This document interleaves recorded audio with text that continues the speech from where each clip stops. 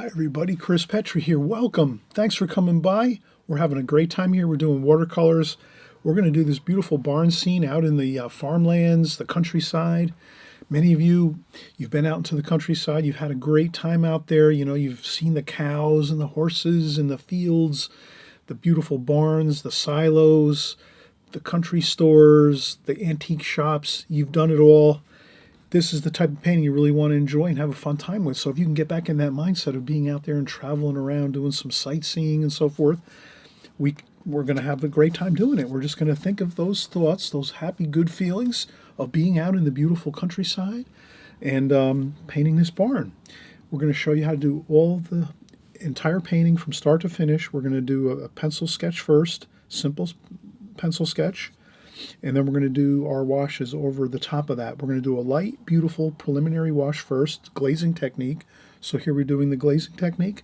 We're going to cover the whole sheet of paper with beautiful, colorful blue and golds and reds and purples and greens washes. We're going to do the whole painting, except for the barn. We're going to leave the white paper.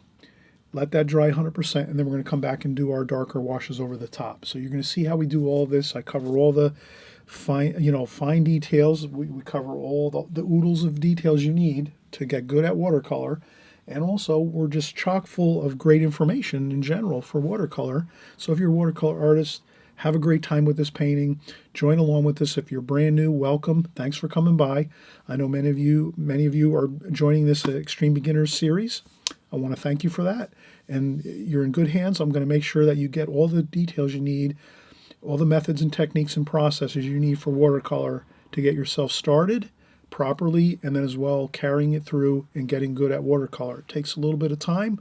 You know, you can't expect to get great overnight, but if you follow along on each video as we go, month after month, and week after week, month after month, and even year after year, it takes years to get good at watercolor.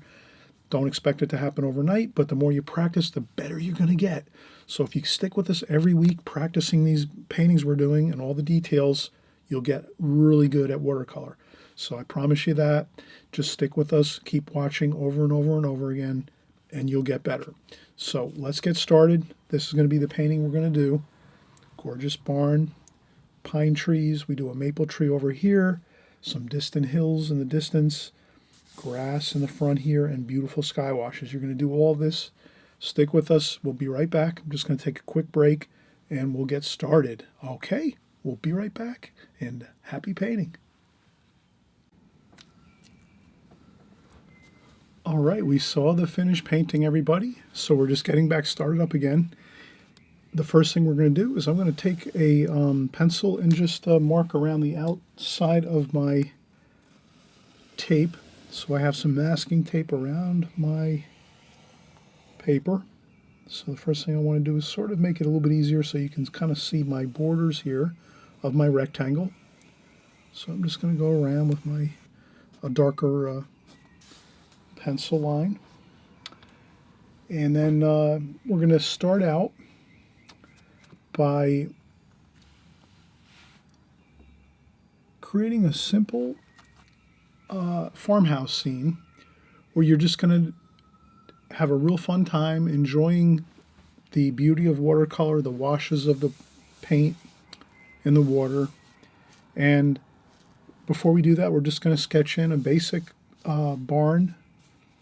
So this would be like anywhere out in the countryside, a beautiful sunny day. We're going to have a big blue sky here, simple blue sky, and we're going to have just some simple shapes too. So you saw the finished painting, you see how it looks. So we're just going to kind of break this down a little more.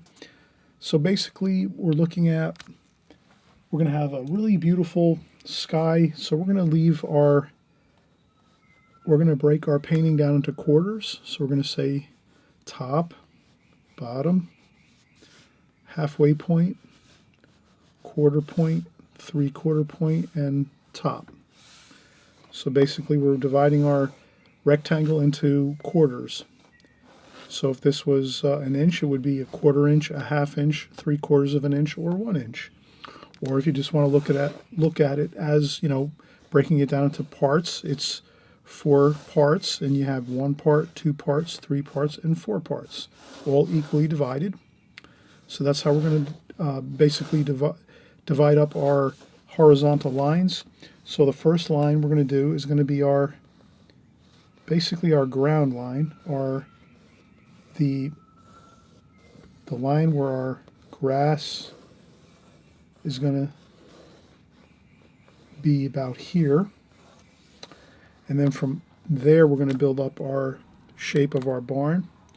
So you can go really simple. I might even just sketch it in with this simple pencil here. So here I want to do a simple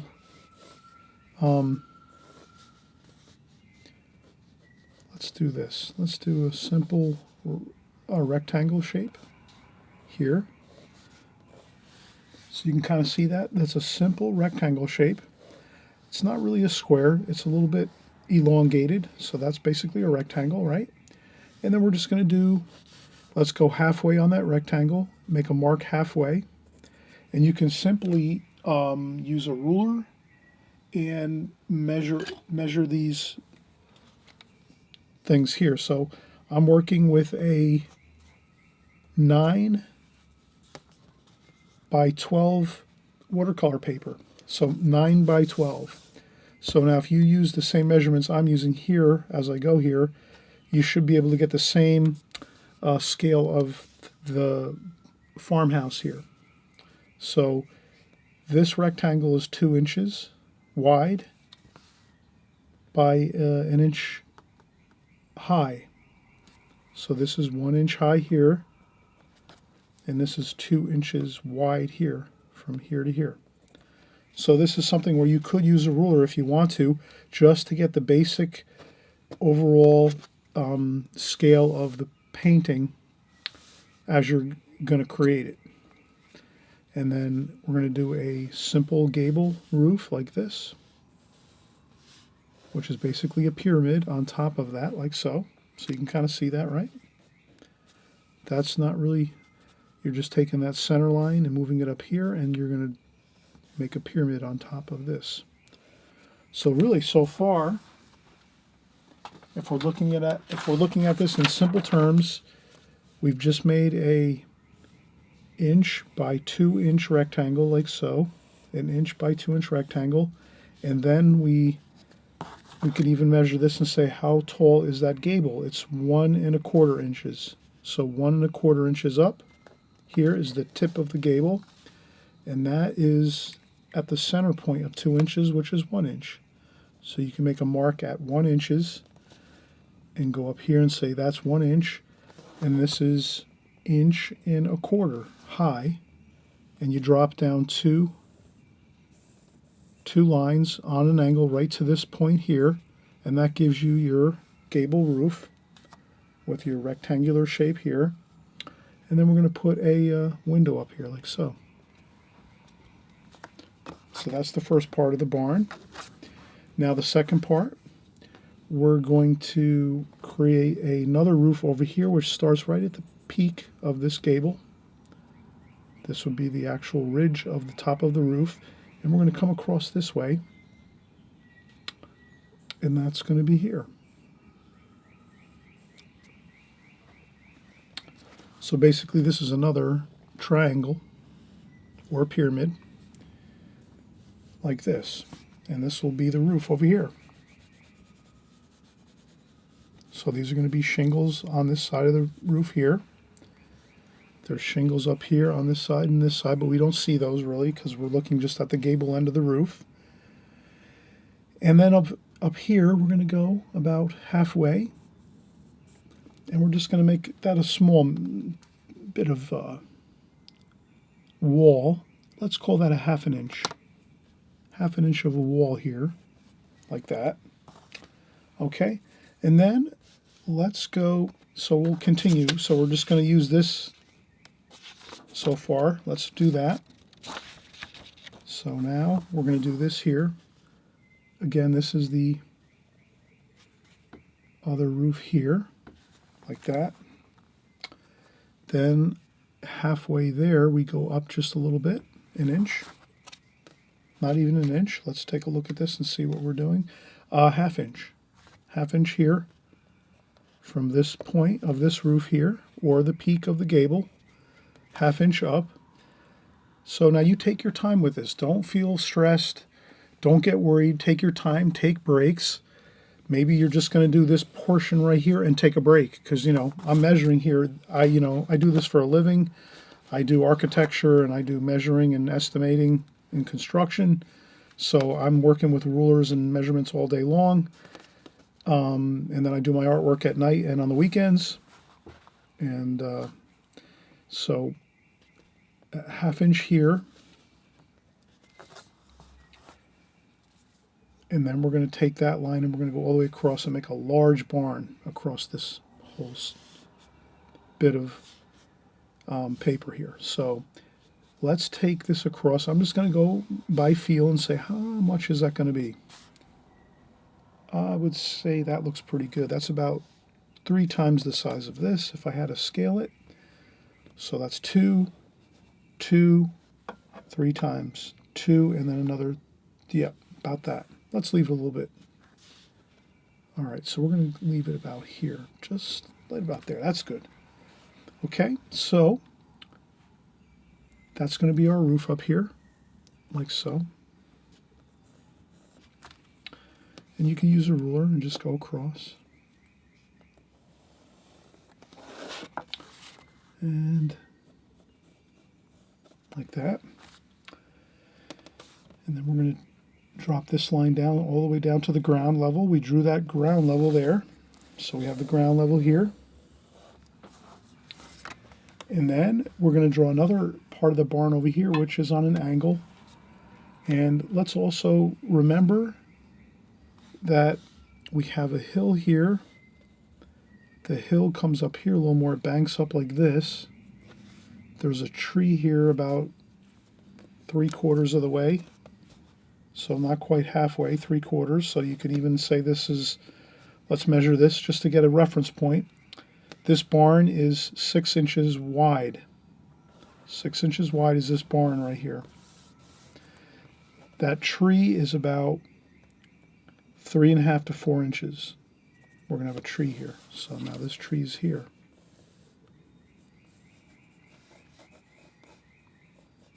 Okay, so we're just making a rough indication of the tree here.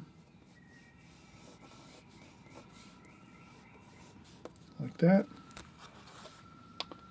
Then this drops down. The ground level here, we see there's a concrete foundation here. Maybe it's stonework or concrete or some cement blocks. And then from there, we have another bit of barn here. Now this part is a little bit challenging. You want to make sure you get this part here. So you want to take this and say, okay, how much is this?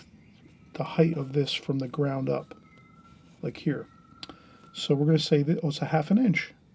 So we're going to go out and say, okay, 1/2 inch. So we're going to go out here about 1.25 inches. Inch and a half maybe. 1.5 inches. We make a mark here, 1.5 inches out this way. Then we go up on the end of that 1/2 inch, like so, 1/2 inch, like that. And then we just make an angle, like so.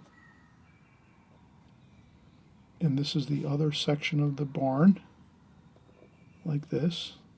And there you have it. And then there's a door here, very faintly, but there is a door, like that. And then there's some distant hills back here, so you're going to want to make those in there. And there's some more distant hills back here. This is farmlands, so this is very flat, level ground where there's all farms and fields and crops growing, and there's all kinds of cool stuff out here. There's cows and horses and fun stuff. So let's get into this feeling. Does that make sense? Kind of feel like you're out in the countryside. You're out like in the farmlands. You're kind of like driving through. You might be hitting some antique shops. You're having fun. You're seeing barns, silos. You're seeing cows and horses. And if you get that feel of being out in the countryside, this painting will go much better if you can kind of get that feel, thinking in your mind and kind of getting into the atmosphere of that in your mind. And then, you know, you'll have a more fun time with this, and it'll be a little easier to create this painting. So, all right, we have the painting, pretty much the drawing. Prior to the painting here, we always want to do our sketch work and get our sketch lines, our drawing in, like so. So we have this here. We have a large tree here. Then we're going to have another bit of trees over here. Let's do these. These are more like pine trees, so these are more straight, like that. And they go up kind of high. And these are pine trees, so their branches are more level, like so. So we're going to make the branches are going to be more level, like so.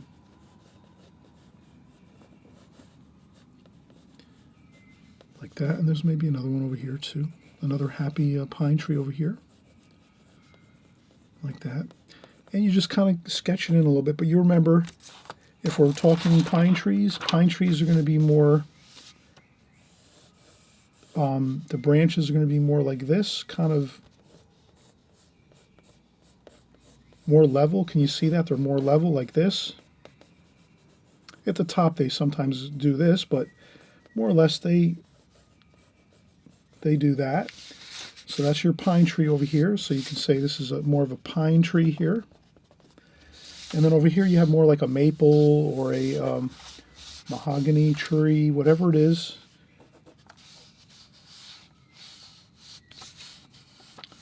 And this one here is more, the branches are more at a 45-degree angle. So you can kind of see that. Some of these branches go out like this, but for the most part, you're at 45-degree angles with your branches, and a couple come down here and there once in a while, but you're more or less at 45-degree angles. These are 45 degrees here, 45 degrees here. This one's straight up, vertical. So this is a plumb line or vertical, and then you got 45s off of that. That would be 90 degrees, 90 degrees across this way. And then your pine trees are a lot 90 degrees, your branches, sometimes, you know, a little less. But again, your branches on the pine trees are more like this, kind of going up like so.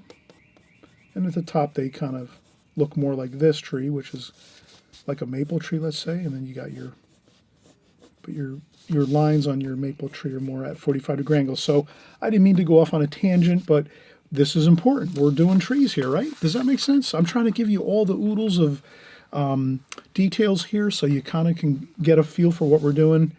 You know, more of a maple tree here, you're doing your 45-degree angles, and then here your pine trees, you're doing more 90-degree angles from your trunk. So your tree trunk, we're talking the tree trunk is here going up vertical, 90 degrees, and then 45 degrees would be your branches. And then here, your pine tree, your trunk of your tree is up, going vertical like this, straight plumb vertical, and then you have your branches going at about 90 degrees from that vertical line. That's really just a basic idea of it, but you can already see we have our sketch done, and now we're pretty much home free. We have some basic sketch work done, and then we can just paint from here and have a great time. So we're going to take a quick break. We'll be right back. And I always want to thank you for stopping by. And if it's your first time here, welcome everybody. This is an Extreme Beginners video. So when we're doing Extreme Beginners video series, we always say, you know, welcome. You're just at the beginning of your journey. You're going to try paintings like this. You're going to do more simple paintings. You're going to do more difficult ones than this. But you're always trying just to get into it, learn the washes, learn the colors, learn the sketching, practice your drawing all the time. Try to get 10, 15 minutes in a day. It's a long process. You'll become really good at watercolor, but it takes a lot of time. It takes years to get good at it, to be honest with you. So don't let anyone tell you you're supposed to be good at watercolors after painting 6 months. It doesn't really work that way. It took me years and years just to get basic fundamentals down. So I've been doing this like almost 20 years. You got to imagine, 20 years I've been painting a lot. So, and drawing. So it's going to take you a while. Take your time, have a fun time at it. Slow and steady wins the race. That's the basic thing. Just go slow and steady. Get your 10, 15 minutes in a day of drawing. Just grab a piece of paper and draw something. Could be anything. And then, you do that every day, and then you do these on the weekends when we're working together here, and you'll be fine. So we'll come right back in just a few minutes, and I'm glad you're here again, and thanks for coming by. And we'll get started on the painting portion now, and we'll have a lot of fun with the painting, and you'll see it's not going to be too difficult. We're going to use simple colors and just get a basic wash of paint or two on this paper. So we'll be right back. I'm just going to take a quick break if that's okay, and I'll be right back. All right, so we're back again, and we're going to start our painting portion of our beautiful farm scene here. We have a gorgeous barn, a large barn in the countryside, beautiful farm scene here. We're going to do some really interesting washes here. And this is this Extreme Beginner series, so thinking of that, we're using 3 brushes. On the Extreme Beginners, when I usually do my Extreme Beginner series, we're using a flat brush like this, which is about 5/8 of an inch or approximately ½ inch wide flat brush, and then 2 round brushes. We have the set that we use here is the Prang Oval 16 set. And basically, if you're just new here, thank you for coming by. If this is your first time you ever stopped at this site, at my channel, at Chris Petri Watercolor on YouTube, welcome. I'm happy you stopped by. You're going to have fun with watercolors. You're going to learn it a little bit, step by step, and you'll have a great time at it, and you'll make it a part of your life where it's a happy thing. Your watercolors are going to be a happy thing in your life. You'll enjoy it. You'll have fun with it. Of course, we all have stress in our lives. We have family stuff. We have jobs. We have other things that go on in our lives that are stressful, but your happy time is your painting time. So let's have a good time painting and drawing, okay? That's the main thing. You're going to have a happy time, happy painting to everybody as you start out here. If this is your first time here, and if you've been here a while already, well, I always tell you happy painting, everybody. And so we're going to basically be using these 3 type of brushes for the most part, and these are synthetic brushes, which are great when you're just starting out. You don't want brushes that are all natural hair because they hold a lot of water. So when you just start out, you want to start out with synthetic brushes, so it almost works out perfect. You don't have to spend a fortune on brushes because synthetic brushes are less expensive and they don't hold as much water, so you won't be flooding out your paper and making a mess, or we're not making a mess in our palette with too much water. So synthetics work great. Now, the only thing I have to say is with this painting, it is a little bit of a larger painting. We said this was about a 9x12. So I'm going to use one of my brushes I have here, which is a little bit larger. This is like a 1-inch brush, wide. So if you can get a synthetic brush at some point, you can make do with this one for now. And you can also create this painting smaller if you want. But if you're using all the measurements that I was using with my ruler, you will need to use a larger pad of paper. So remember that. This is the one really important thing I have to mention as we're getting started to do our painting, is if you're using a 9x12 pad of paper or sheet of paper, that's going to work out great with the measurements that we did, 1 inch by 2 inch, right? 1 inch this way, 2 inch this way for the small gable roof and this portion of the barn. Then over here on this side of the barn, we went about 5.5, 6 inches long. You can't do that. You can't use that same measure. You can't use the same measurements if you're using a small piece of paper. So that's where that is a little bit difficult. So if you're going to do this type of painting and you want to use your ruler and measure things, you have to use the same larger sheet of paper as I'm using. If you just want to bypass that and not worry about it, then all you have to do is really kind of look at my drawing here and kind of feel it out and say, okay, I got to make things a little smaller. Maybe you got to go half of everything I did. So if I went 2 inches wide by 1 inches high, and you have a really small piece of paper you're working with, you might have to go like 1 inch wide by ½ inch high. Can you follow that? I'm sure you can. If you're good with rulers and good with measurements and things like that, you're going to be okay. But if I've confused you enough here already, no worries. Just have a fun time. Try just drawing it by feel and get it as best you can, making it fit into the paper that you have. I'm not sure what size paper you have out there. So don't mean to confuse things. I apologize. I'm sorry. But if you don't have a 9 by 12 pad of paper, then just try to look at my drawing and try to draw it and fit it into the rectangle, this rectangle space that we do have. Try to fit your drawing in just like I have it here. Really, essentially, if you look at it, you're basically doing quarters, one quarter, half, 3/4, full. So you have 4 sections equally divided in your paper. And then if you do that, and then if you have a smaller paper, you make the 4 lines equally divided, and then you just say that the barn here is the 2 points here. So the barn, the ground level is here. Top of the barn is approximately 3/4 high. And then you have the other quarter of the sky up top. That's really kind of basics. And then if you go in this way, it's basically thirds. 1/3, 2/3, 3/3. This third here is the main section of the barn. This section of the barn over here, the smaller section, that's a little bit over here. And this smaller section over here too as well is a little bit beyond this 1/3 line here. But your main barn is in the middle third. 1/3 here, 1/3, 1/3. I know I'm making a mess of my tape here. 1/4, half, 3/4, full. You'll find a lot of times with watercolor, when you're planning out your drawings, it's just all about maybe scaling out things a little bit, quarters and thirds. If you can stick with quarters and thirds with your layout of your painting, you'll be fine. So really you're learning here that you can really just use this 1/3 or quarters. Either way, you can use quarters this way and then use thirds here on the side, this way or this way. That usually works out good. So the only thing here I would say, if you've been working with me already, extreme beginners, you have your brushes. I'm just using a wider brush for the sky wash up here. So that's the only thing I'm doing different. And let's get our sky wash going here. Blue.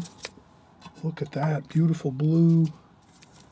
Wash there. A little bit of blue down here. A little bit of a cerulean blue here. This is like a French ultramarine there. And this is kind of like some purple up here. We might use a little bit of purple. We're going to have fun with this. Let's have some fun with the colors, right? So now if we're going to have fun with our colors, let's do this. Let's take our clean, fresh water. Our water is we just poured fresh, clean water in our glass or our canteen, or if you have a water container, whatever you use, fresh, clean water, and then just put some fresh, clean water here and there, not everywhere. Maybe use the X pattern like this. Just do this. Put a little bit in the roof area, a little bit in the tree area, a little bit in the ground area, but not everywhere. Just little bits of wetness. You want to just dampen your paper a little bit along like that. That's all you have to do, not too much water. Once you do that, you're going to have a great time. You just pick up your blue and just get your blue wash on there. Just put the water on. Get a little purple in there too. Okay, don't worry about it if it's flowing around and doing its own thing. That's what watercolor does, and that's what you want it to do. So I'm going to put some blue there, some blue there. It's going to go into the roofs a little bit. And so you can just see I'm taking my blue and just bringing it down. I'm leaving the barn, though, the white paper, but the roof has got blue in it too, the sky color. But that's about it. We want to leave the barn white.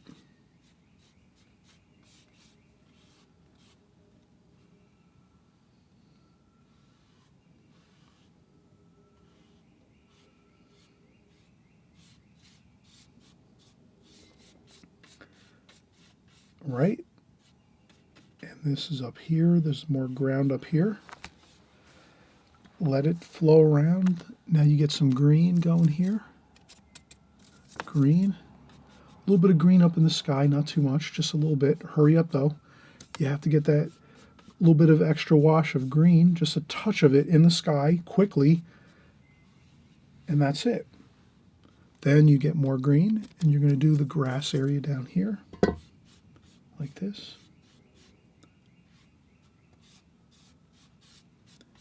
And you get some green here and there. Then you're going to get some gold, some golden color. Orange and yellow. Orange and yellow. And we're going to make some orange and yellow wash for the grass and the ground in the foreground here.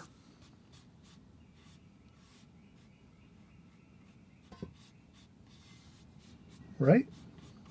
Now if you do that there, you better get some up here quick. But this is where you might want to wait till later to do this, but I'm trying to go for the gusto here. I'm just trying to get a little bit of that orange and gold color in the sky, just so it all blends. Sometimes you're better off waiting to let it dry and then go back and add a little light wash of the gold up top. But we're working pretty quick here. All right, does everybody see how good that looks? This roof over here can have some of that blue mix, like that. And that's about it. We did the first wash, and you're going to be amazed at how good this is going to look. We mixed all the colors on at one time. We wet the paper first a little bit, dampened some locations here and there. We didn't put water over the whole page, over the whole paper. We put water in some strategic spots up top especially, but then we worked it down over here. We worked it along the roof line so that when we put our wash on, it doesn't flow down further. Because if you wet this first, does that make sense, everybody? That's a big thing you're going to learn here. This is one of those big things. You better write this down. You better write this down. If you wet a spot with just clear, fresh, clean water on this roof edge here, let it sit for like 10 seconds, 15 seconds, and then you come over with a wash with lots of water, it's going to stop and it won't flow all the way down on your paper. And that is how you leave your barn, the white barn that we wanted here. So you can see we wanted that white barn look of white, beautiful clapboard siding on this barn. We didn't want to get too much paint on there. We wanted to leave it white paper, and that's exactly what we did. And you can see how we accomplished that by wetting the paper first along here and over here too as well. And over here we did the same thing. So let's let this dry now. This is the point where you let this dry. If you have any puddles that you see, take some paper towel. If you have some puddles, take a paper towel and then just touch the puddles with your paper towel like this. And that'll just lift up that puddle like that. Simple as that. Then you take this and you spin it around the other way and you say, is there any other puddles? Yep, there's one there. And then you pick up that one. Anywhere you see puddles, down here. If you're at the bottom of the page, you can just gently touch your paper towel along the bottom edge of your tape where the paper is. If there's puddles of water down here, and you just lift them up like that. You're going to have a ton of fun doing watercolors like this, using lots of water, lots of paint. All it is, as you can see, doing a few simple things that really will make a big difference. Like I said, if you wet the paper first and then you wet your line along that roof line, you wet this with your brush first with just plain clear water, no paint. Before you start putting in the colors, you put that along your roof edge. The paint won't flow down onto your barn. And the same thing over here. You add a little bit of wet, clear water. Over here, you can do it with a brush like this too before you start. Before you start, all you got to do, fresh, clean water. You can use a small brush like this and go along this edge and wet that edge. Wet this edge here, here, wherever you need to, and you'll notice that your water won't flow over those areas. And this way you can get a beautiful, gorgeous wash along this whole page, just like we did, without too much hassle. Okay? So you're getting the whole enchilada of information here. Hope you like it. This is Extreme Beginner's Watercolor. So we're just showing you the basics of it, how you can get gorgeous, beautiful washes and control your washes so that they don't go all over the place. And if you have some puddles, we show you how you lift it up with your paper towel. Other than that, you're going to have a fun time with this. So let's come back. I'm going to take a break and let this completely dry. You want to let this wash now completely dry. You could come back the next day and start working on top of this once it's all dry.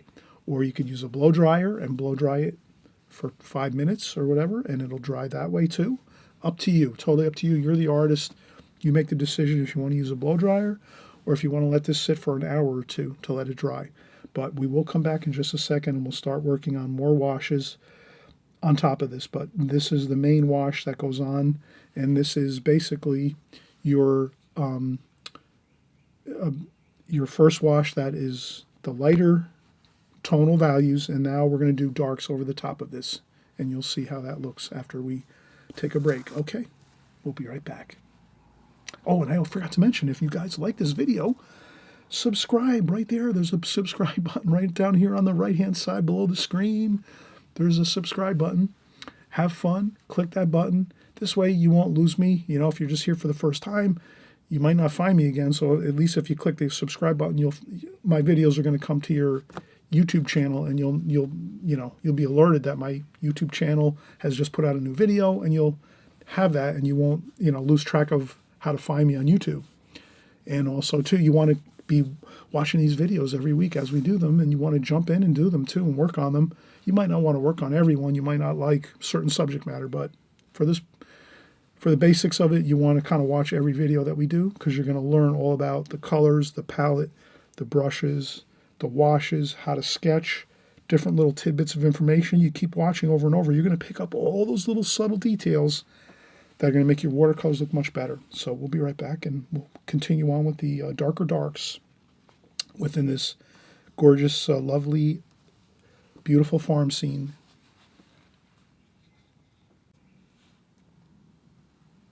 Okay, so now we have let this dry, and you can see I can touch the paper, and it's dry. There's no smudging or anything like that.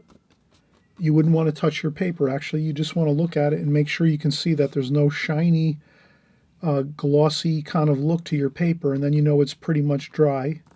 So be careful. I wouldn't really touch your paper too much.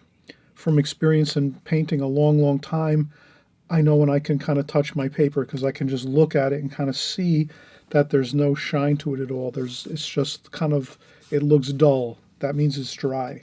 If it's dull, if you let it dry overnight, it's definitely going to be dry. But you might have to let it dry a couple hours.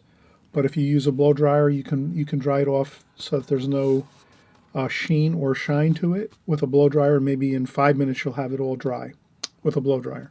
So now the thing is, with this, let's start working on our trees. We have two. We talked about it. We had a kind of like a maple tree over here, and then we have some pine trees over here. So let's work on these. So how we're going to do that is basically just we're going to get some brown. So we're going to make some tree colors. We have brown and orange, and maybe some red in there too, and then maybe a little bit of blue. We'll go with some blue. Kind of make a brownish, grayish color like that. That looks pretty good for some tree trunks, right? And it doesn't have to be perfect. And then we're just going to take our hand, and since everything is dry on our paper, you can rest your hand on your paper, and you rest your hand on your paper, and then you just put your brush down, and you just get some tree trunks going here. So this is the bottom of the tree trunk. And what I notice is we're dealing with the light coming from behind us. So the sun is shining this way on the scene from our backs. So if you can imagine yourself sitting in a chair in front of this barn here in the field, and you're looking at this barn, the sun's behind us. The sun's shining behind us, and it's shining right on the barn like this.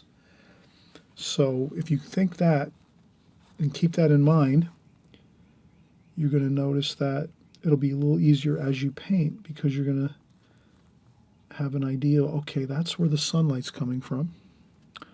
So there's really, the shadows are going to be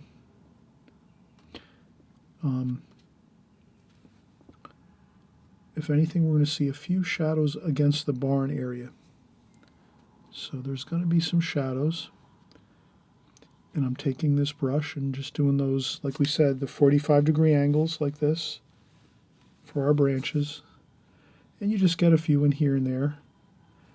And we're going to do some splashing as well. You'll see we're going to do that in a second. And there's a few branches that come down this way. Some happy branches, kind of once in a while, they go their own way. That's okay. Not all the branches have to go in the same direction. And here we're going to go over this way and do a couple more that way. Then I'm going to do a couple splashes like that. And maybe this is the fall. So this is the fall time. So we're going to get some orange. Let's do some oranges and reds here like that. And we'll do the fall type of scene here. So a couple splashes, and then I tap along with my finger too here, just to make some leaves.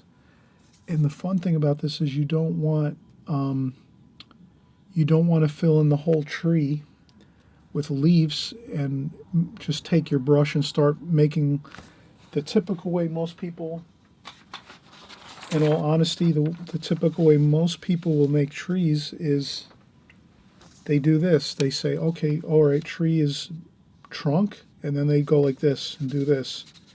So we don't want to do that. We want to splash a little bit and then finger paint and tap the paint just a little bit with your finger so that you leave lots. And let's put a little green in there too. A little bit of green. You want to have lots of airspace in there between the leaves and the branches, so you can see I'm not filling it all in. So as long and you just do a little bit like that, and that's fine. Don't go overboard with it. And that's all you have to do, just like that. So I hope you'll see that that really works out good. You know, you can go in and get a little more green like that. Maybe tap a couple more spots. But keep it very limited. A little bit of yellow, maybe. Get some yellow in there too. Splash a little bit. You just take your brush and tap it like that. And that should be fine.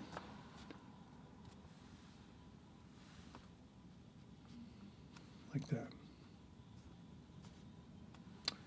So I hope that works for you.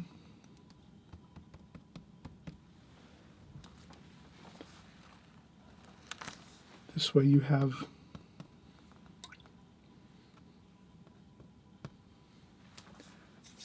plenty of, I tend to do a lot of splashing with my technique. I feel that looks good, like that. Not too much filling all in, but lots of airspace in there. Okay, now we're going to do the pine trees. So the pine trees, again, burnt umber and green. We're going to go with some green, some blue, green, burnt umber. And we'll do the same thing. We'll come over here and we'll just get those tree trunks in like that. And look at that, with just a little tree trunk there. And another one here. You can zip one down like that.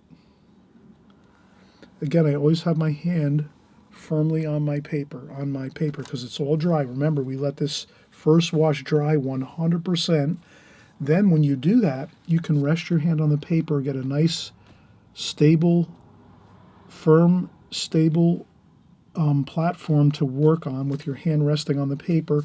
And then you can take your washes and make your straight lines with your trees like this, because your hand's resting on the paper. If you're trying to hold your hand up above the paper like this and try to paint, it's going to really, you're going to have an extremely difficult time trying to learn to paint. So the thing is, always remember, rest your hand on your paper, but you have to make sure it's always dry, your paper. if you're going to rest your hand on it when you're painting. That's all. That's simple. That's all it is. Okay? So if we remember that one thing, your paper has to be dry, your paint has to be dry before you go in and start resting your hand on it. And we're going to do blue, brown, and green to get our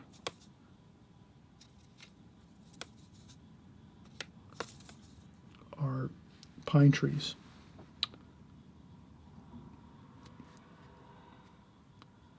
And you can see I'm just doing like we said,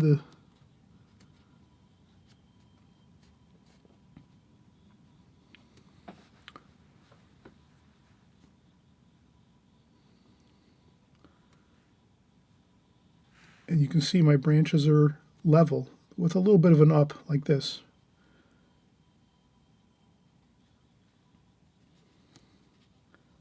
There's the other tree there.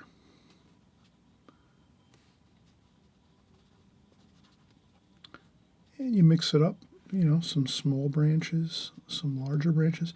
Have a fun time with this. Don't stress over this. Don't stress. Make a mess. Just make a mess and have a good time. Eventually you're going to get it. Takes a lot of time. You got to just keep practicing at it. Don't stress in the beginning, though. In the beginning, you're going to make lots of awful looking paintings, just like I did, like everybody else that does this. You're not going to do great paintings when you first start. You have to just realize that, and then you're okay. So you can just see but again, my branches are more level. They're not like this. The branches here were more like this when I did my branches over here. So pine trees, we're doing pine trees over here, right? These are more, the branches are like this, level, with a little bit of an up swing to them, like that. And there's some more down here too, some happy little branches down this way. And you got some happy little smaller branches down here. And that's about where they are over here. And there we have it. You have some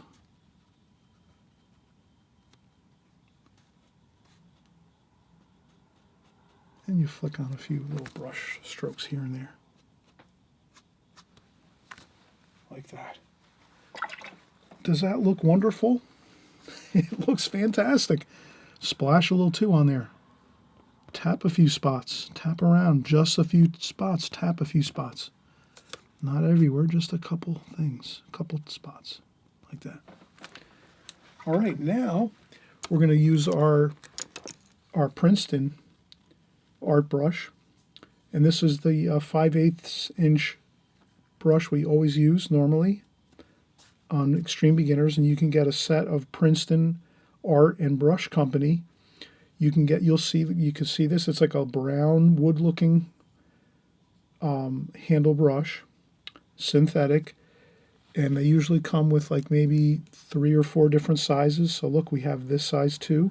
This comes in the set for maybe like $5 or $6. You can get 5 or 6 brushes, and they all look like this. But a couple are round brushes like this. So you'll go and find these online when you have to. You'll shop around, get the best bargain you can. But usually you'll find those multi-packs where you can get some square brushes like this, and then some round brushes like these in the same package, all in one package for like $5, $6, $7, because you don't want to spend a ton of money when you're first starting watercolors. Simple as that. You're on a budget. You got to watch what you're spending. You don't want to go and spend like $100 on one brush. You buy a package of brushes for like $5 or $10, and you start out, and then maybe in a year or two from now you say, you know what, I'm going to spring and buy a nice brush, and you buy a really fancy one. That's all. Don't worry about it. So we're continuing on here. So this one we said we were going to use, though. Let's do the roof here. So we're going to take some of that green and brown mix, and let's get our roof in. We're going to do this roof in a little bit of a darker wash like this. Does that look wonderful? That looks fantastic. And you know, you take some orange in there, maybe some red, like that. Mix in some reds, blues, greens. And then you have to mix it in there a little bit with the tree. That's fine. Just mix it in, just like that. Don't try to paint all the way through it, right? Just paint a couple things here and there and you have it. There we go, we're done.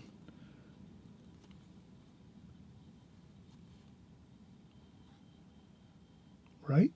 Does that make sense? You wouldn't want to start taking your brush and painting all the way through this tree. You'd ruin the tree. So you just tap on it, put a little bit of that color of the roof here and there, just a couple taps of it, and that's all you need, and that will be fine. And then we'll get some more of that color, and we'll go over here and do this one too, this roof over here. All the shingles on these roofs are all the same color, so we'll just use the same colors here. Just like that. Look how good that looks. Absolutely beautiful. And let's, we're, like we said, the sun is shining this way in front and behind us. If we're sitting in a chair, painting this scene, sitting in a chair, having a wonderful day, we're painting a barn out in the countryside, plein air painting. You know, we're out in our chair, we got our easel and we got our chair, or maybe we're working in our lap with a sketchbook and we're painting. We are having a wonderful time and the sun's behind us, so it's not in our face and our eyes, and we can see really good, and that's what we're seeing right now. Now what we want to do is we want to create a little bit of a shadow under that roof. Let's take some purple. Purple's the perfect color for shadow. We'll mix up a little bit of this into the purple so it's not too high intensity. And we'll just do this. We'll do like a shadow under there like that.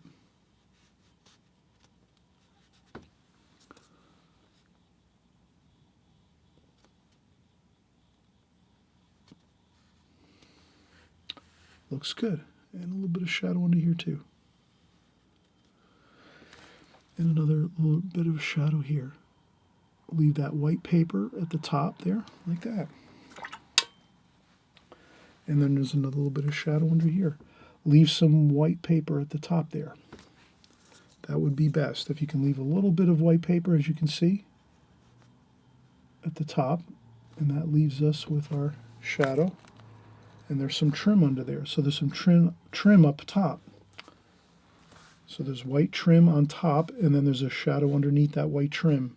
And then here, the roof is overhanging, so we see the shadow, but we don't see any white trim up top because that's the roof overhanging. And then here, the same thing, we have some of that. And we'll actually put some white paint over here because I think I painted over that. I should have.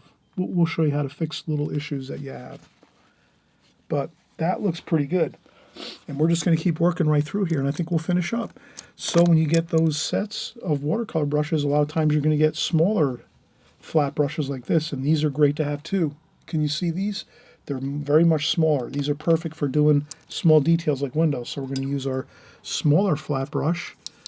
We're going to do blue and brown, and a little bit of red, blue and brown, a little bit of red. And we're just going to do some square windows like this. Like that. Perfect. We'll do a door over here, over there like this, and another window.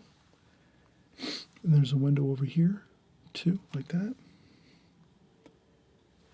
That looks good. So now we have that small square brush we used, just a very, very small, to do the windows. Then we're going to go and we're going to use our standard brush that comes with our Prang's Oval 16 set. It's got a good point on it. Let's get a few more details. Let's do a couple. There's a chimney up there and another chimney over here. Maybe with a little top on it like that. And then over, let's see, where did we see some details? Okay, let's do some blue, some very light blue over here for the hills.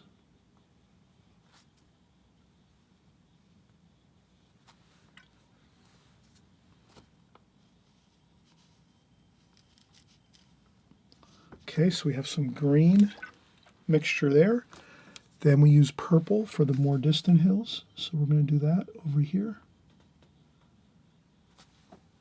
So you do some purple over here. Those are the purple hills in the distance. These greener hills here are closer to us. They're a little darker.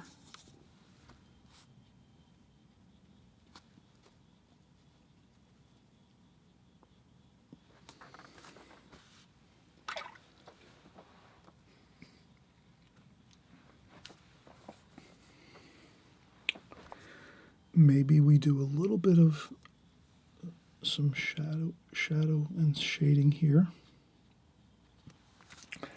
This line here, if you make this line on this side of the barn, make it very light and then blot it up a little bit with some tissue so it doesn't get too dark. And you maybe make another little shadow here like that, and you can blot it up too as well. Just so you have a couple little lines. Here we're going to do some, let's do some stone color. Let's take a little bit of this here and make some stone color.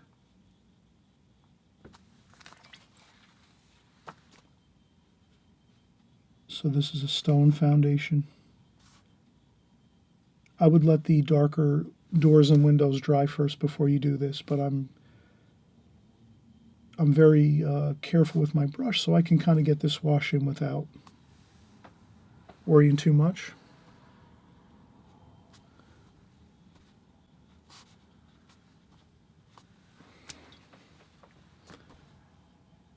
Okay, that's the concrete foundation. You can even make this over here too.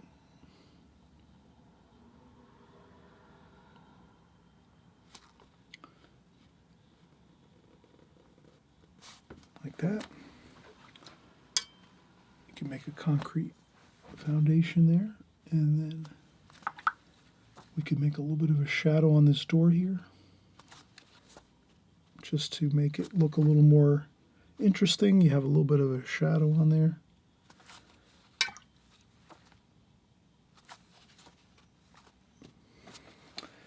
And I think the only thing left we have to do, and we're having a great time of this, is just, we're going to do, I see a little bit of this spot here. I take some titanium white straight out of the tube with a very, very pointy brush, the same brush that comes with our set. And I just wanted to add a little bit of white here because we did want to say that we had trim here like that. And then the same over here. And this way we had some over here too, like that. Maybe a little bit of white on the tops of the roof here. Like that. Those little bits of tiny bit of light, but you only have to have a little tiny spots of white paint very lightly like this. Will add a lot of impact to your painting. It'll look like there's some bright sunlight kind of dancing on some of the bits of your painting, some of the parts of your painting. So use them very sparingly though. Don't do too many. Maybe I'll do a couple up here, a couple on the branches of the trees, just a few.